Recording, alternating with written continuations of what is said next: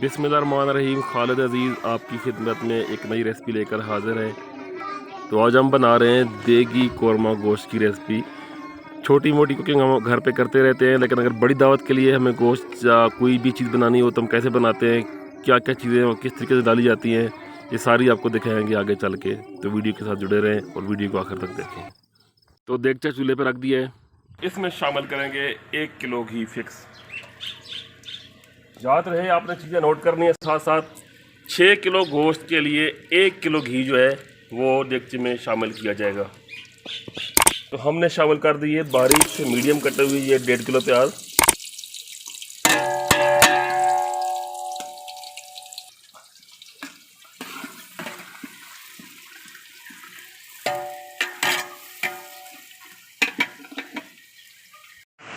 Viewer, जब तक हमारे प्याज फ्राई हो रहे हैं तब तक हम गरम मसाला तैयार कर लेंगे। गरम मसाला के लिए मैंने साबुत गरम मसाले के अज्जा लिए हैं।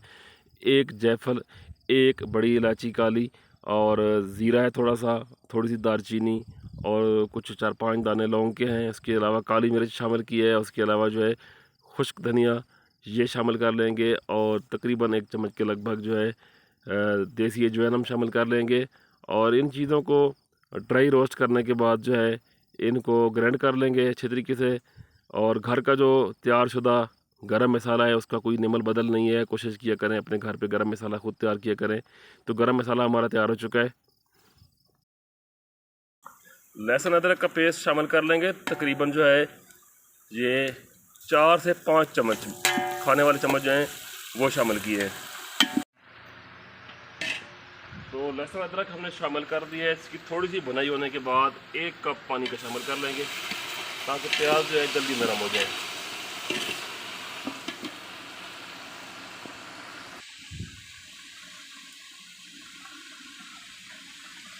अब जो है तकरीबन 15 से 20 अदद बारीक कटी सब्ज़ मिर्च शामिल करेंगे और फिक्स 1 पूरा किलो जो है टमाटर का शामिल करेंगे। पानी वगैरह बिल्कुल खुश्क हो चुका है तो थोड़ा पानी शामिल कर लेंगे, तकरीबन जो है 3 से 4 ml पानी के। और इस तरीके से पानी थोड़ा थोड़ा शामिल करते हुए हम प्याज और टमाटर को अच्छे तरीके से गलाएंगे ताकि इसी पॉइंट पे प्याज और टमाटर जो है वो हल हो जाए। बेशक आप चिकन बना रहे हूँ, मछली बना रहे हूँ, अगर इस पॉइंट पे आप प्याज और टमाटर का जो है सही तरीके से इनको हल कर लेंगे तो फिर आपकी आसानी होगी। तो हम शामिल कर रहे हैं नमक 1 चम्मच, 2 चम्मच, 3, 4, 5 और ये 6 चम्मच। और ये साथ में अपने 6 किलो गोश्त को जो है पीस और इसको जैसे हमारा मसाले की भुनाई कंप्लीट होगी तो ये हम शामिल कर देंगे। नली का गोश्त था, ये चौड़े का गोश्त लिया मैंने, इसमें नली भी शामिल है।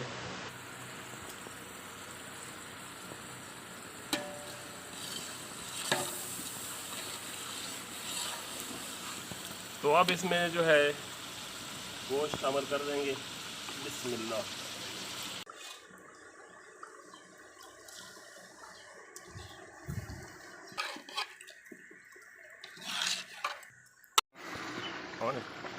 अब जो है गोश्त की बुनाई तकरीबन हो चुकी है। ये देखें मसाले से जो है घी अलग होना शुरू हो गया। ये देखें मसाला अलग हो गया, घी इससे अलग हो गया। ये देखें, तो इसका मतलब ये है कि भुनाई जो है कंप्लीट हो गई है। तो अब इसमें हम थोड़ा सा पानी शामिल करेंगे।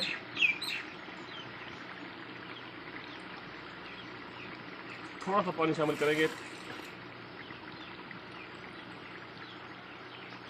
और साथ में 2 लेमन का जूस शामिल करेंगे, क्योंकि बाद में इसमें हमने दही शामिल करनी है। तो 2 लेमन काफ़ी है। अगर दही आपके पास ना हो तो लेमन जो है 4 आप डाल सकते हैं बेशक।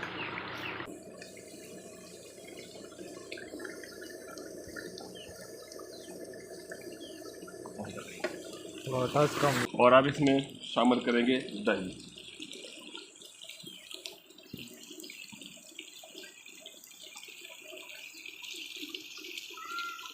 दही हम इसमें 1 कप शामिल करेंगे। बिस्मिल्लाह।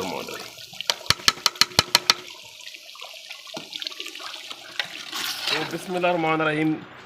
दोबारा से जो है हमने थोड़ा पानी शामिल किया था, अभी पानी इसमें ड्राई हो गया है।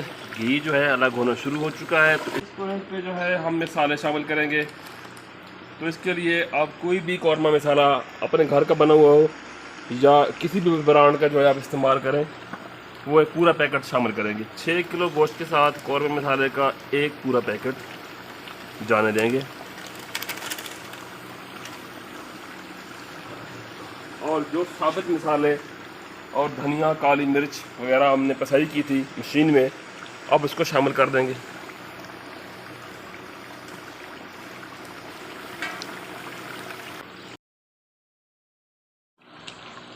तो मसाले शामिल करने के बाद इनको मिक्स कर लिया है। और हल्दी शामिल करेंगे 2 चम्मच फुल भरे हुए। सुर्ख मिर्च पाउडर जो है हम शामिल करेंगे 2 चम्मच।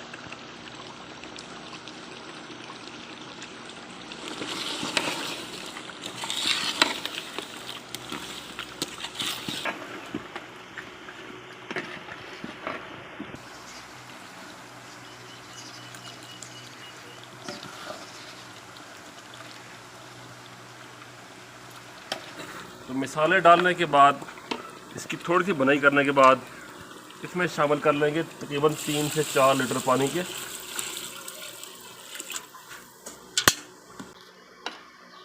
तकरीबन 3 से 4 लीटर पानी के शामिल कर दिए। और इसको अब पकने के लिए छोड़ देंगे, ढक्कन रख देंगे इसके ऊपर।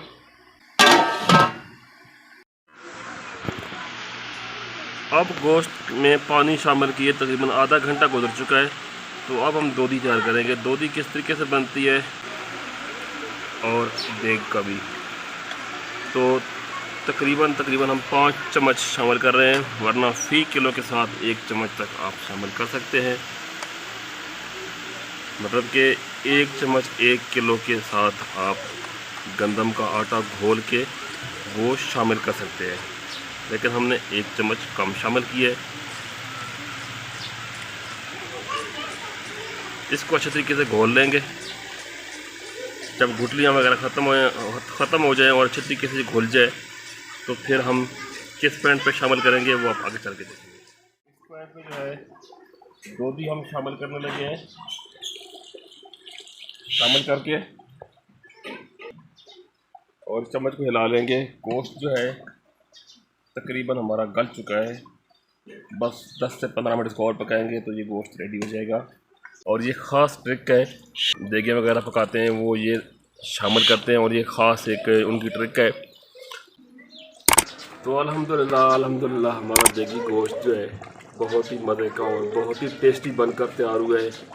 अब इस गोश्त को आप देग में बनाएं, पतीले में बनाएं या मिट्टी की हांडी में बनाएं, ये चीज़ मैटर नहीं करती।